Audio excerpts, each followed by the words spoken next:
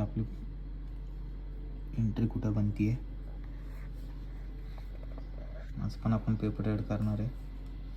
आज आपल्या पेपर ट्रेडचा 12वा दिवस आहे. बघूया आज काय होतं आपलं. आता आपली एंट्री बनती आहे, आपण एंट्री करू इथे.